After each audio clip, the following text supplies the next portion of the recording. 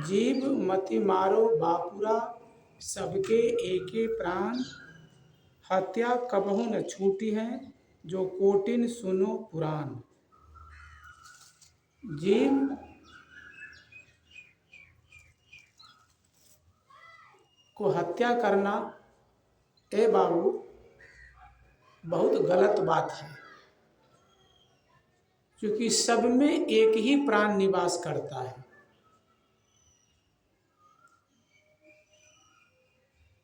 और उसके हत्या के पाप से तुम बच नहीं सकते हो, चाहे तुम करोड़ों पुराण सुन लो। बीजक वाणी कोड वर्ड में गुम्फित है,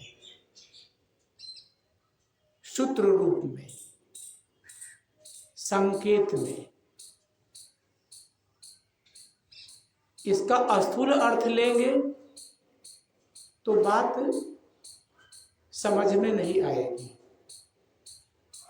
अब पुराण से मतलब ये नहीं है कि केवल शायद हिंदू समाज के लिए कह रहे हैं, उनका उपदेश मानव मात्र के लिए। धर्म के नाम पर अधर्म का धंधा होता है, हिंसा हत्या की जाती है। इसमें धर्म के धंधेबाज धूर्त गुरु लोग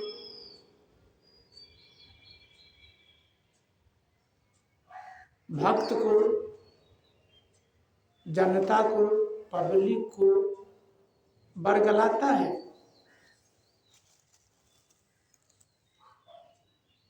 जीव मति मारो बापुरा। ऐ लोगों, जीव हिंसा न करो।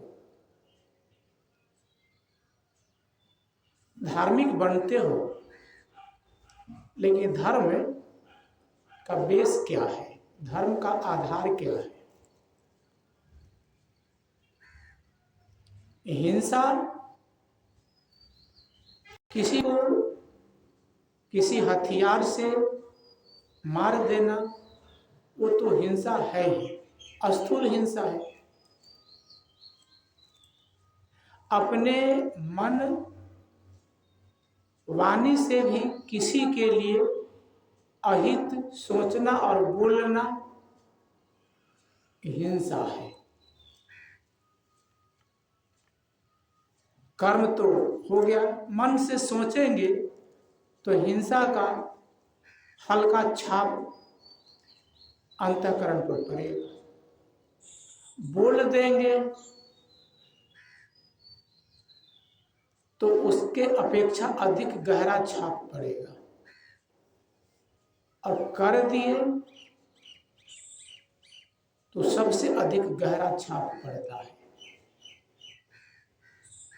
हमारे पास मन, वाणी और इंद्रिय तीन है।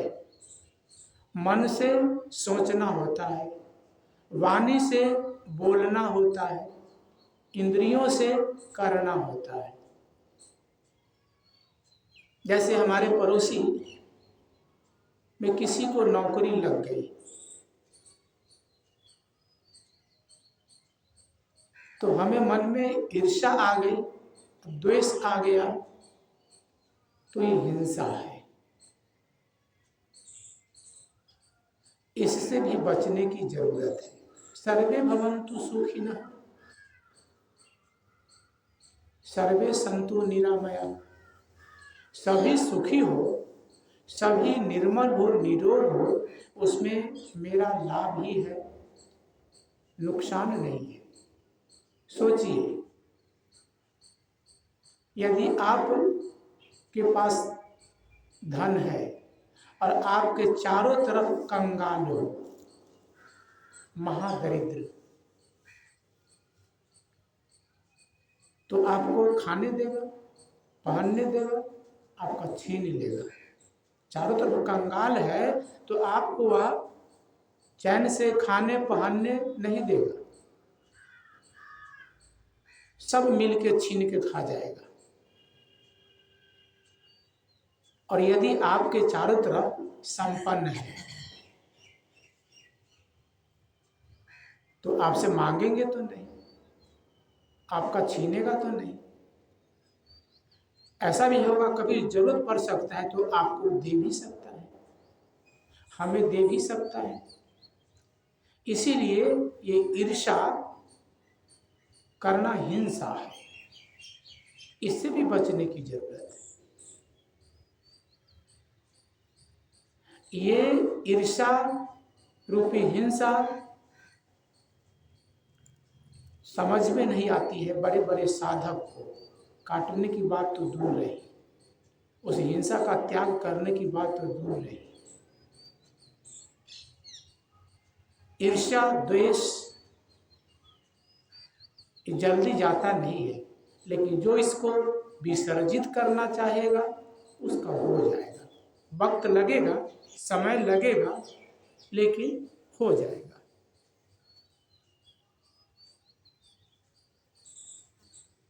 साहब कहते हैं, जीव मती मारो बापुरा। ऐ बाबू,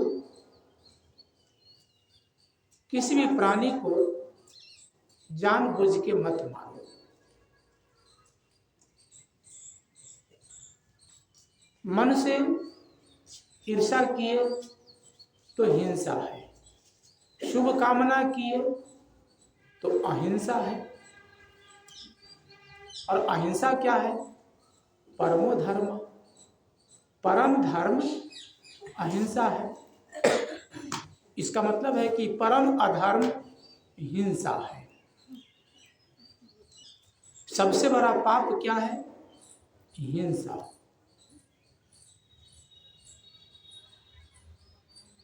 किसी भी मत मजहब की किताब उठाएं आप, उसमें अहिंसा को त्यागा नहीं गया है, अहिंसा को गलत नहीं कहा गया है।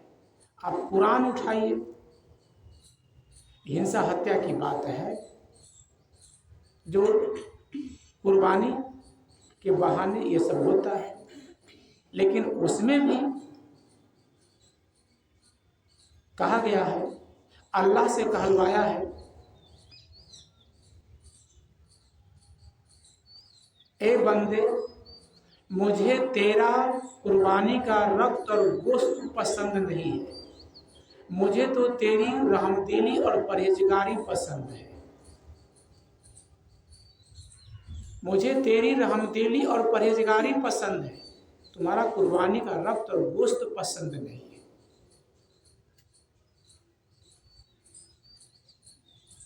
मोहम्मद साहब ने भी हदीस में कहा है, ऐ लोगों, जो जमीन के प्राणियों पर रहम करता है उसके ऊपर साथ में तपक पर रहने वाला रहमान रहम करता है। और वो जो किसी भी प्राणी को तकलीफ नहीं देता है वो अल्लाह का महबूब है, बहुत प्यारा है। और बिस्मिल्लाहिर्रहमानिर्रहीम,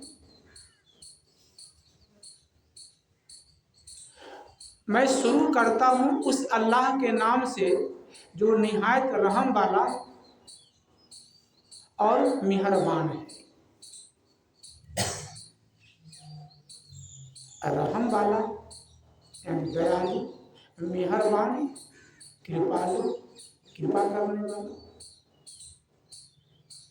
तो जिसका मालिक ही दयालु है और कृपालु है, वो अपने साम्राज्य में किसी जीव को, किसी प्राणी को मार करके, उसको तकलीफ दे करके जायज कैसे कहलवा सकता है? जायज कैसे, सही कैसे, उसको माना जा सकता है। सभी संप्रदाय वालों का ईश्वर करुणामय है।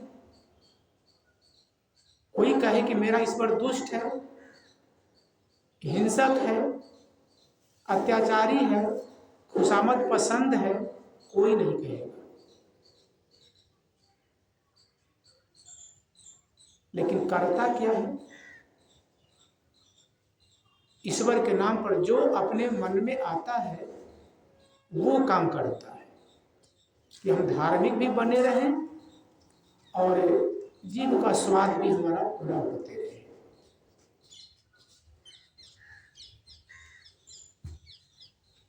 तो स्थूल कर्म का त्याग तो करना चाहिए हिंसात्मक।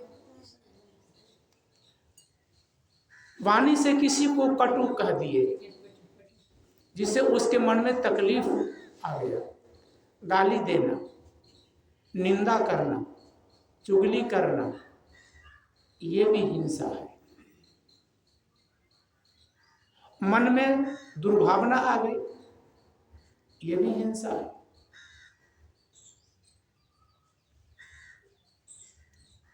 ईर्ष्या द्वेष, इससे बचना ही साधना है। कहा जाता है दो तपस्वी साथ साथ तपस्या कर रहे थे। उसकी तपस्या से खुश होकर ब्रह्मा जी प्रकट हुए। ब्रह्मा जी कहे मैं तुम्हारी तपस्या से प्रसन्न हूं, मांगो जो वर मांगना चाहते हो, लेकिन जो मांगेगा उसको उतना मिलेगा और बगल वाला को बिना मांगे दुगना मिलेगा। अभी दोनों चक्कर में पड़ गए, कौन मांगे? जो मांगे वो आधे में रहे, अब बिना मांगे वाला डबल उसको हो जाएगा। यानी अगर हम एक राज्य मांगते हैं तो वो 2 राज्य का मालिक हो जाएगा, बिना मांगे उसको दुगना हो जाएगा। तो कौन मांगे? दोनों चुप। ब्रह्मा जी कहे मांगना हो मांगो जल्दी, नहीं तो मुझे जाना है, मैं जा रहा हूं। तब उसमें एक ने कहा महाराज आप यदि मेरी तपस्या से खुश हैं तो मेरी एक आंख फूट जाए। उसका एक फूट गया, साथी का दोनों फूट गया। ये है ईर्ष्या। वो सोचा कि हमारा एक आंख फूट जाएगा तो एक से काम चला लेंगे और साथी तो जीवन से महरूम हो जाएगा। ये ईर्ष्या छूटते छूटते नहीं छूटती। धार्मिक कहलाने वालों में ये धमाचौकरी उसमें भी है। अदया भावना से परिपूर्ण भक्त में भी है, सज्जन में भी है, गृहस्थ में भी है, विरक्त में भी है, दोनों में है। साहब कहते हैं ये हत्या चाहे जितने धर्म ग्रंथ पढ़ लो, जितने कथा कीर्तन कर लो, सुन लो,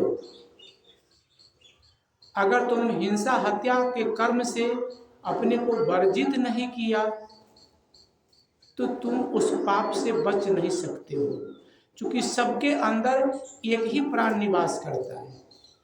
अब ये भी एक ही प्राण, एक ही आत्मा निवास करता है, ये भी समझने योग्य बात है।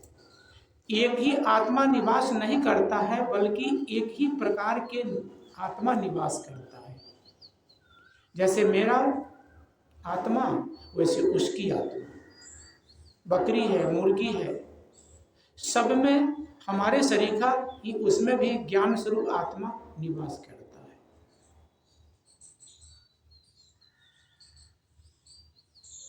वो साहब की साखी है, दया राखी धर्म को पाले, जग से रहे उदासी, अपना सा जीव सबको जाने, ताहि मिले अविनाशी। अविनाशी किसको मिलेगा? अविनाशी मिलने की चीज नहीं है।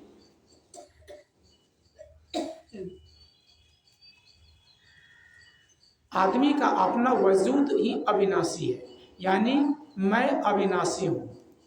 इसको मिलना नहीं है, इसका साक्षात्कार, इसका अनुभव, अपने आप का अनुभव करना ही अविनाशी का मिलना है।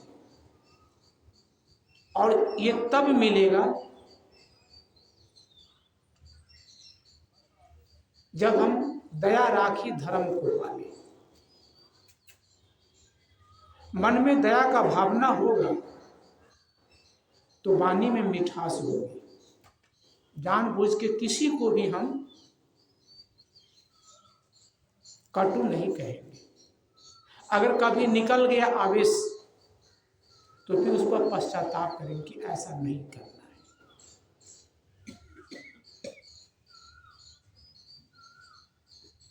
सबके तो देखिए,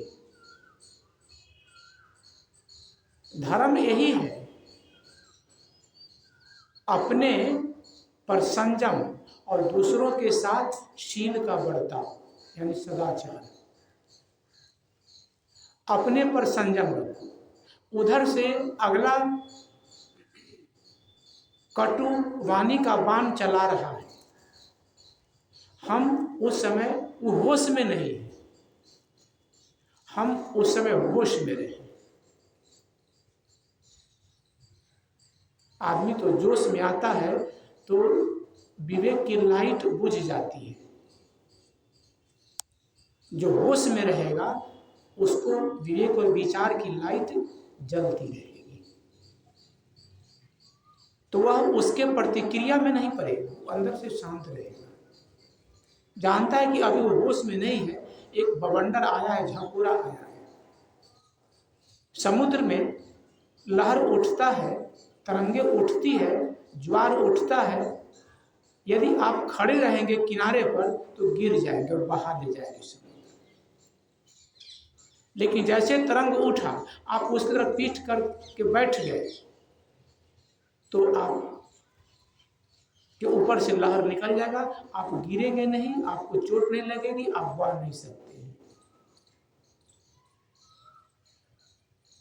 जो बरबरा रहा है, चाहे पत्नी बरबराए, चाहे पति बरबराए, भाई हो, बेटा हो, बेटी हो, समझदारी इसी में है कि जब वो बरबराने लगे तो आप मौन हो जाइए।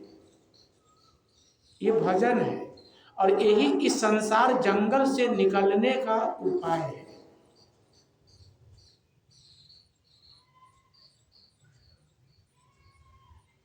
हम उलझ जाते हैं, घंटा घंटा भर पूजा करते हैं और उलझ जाते हैं।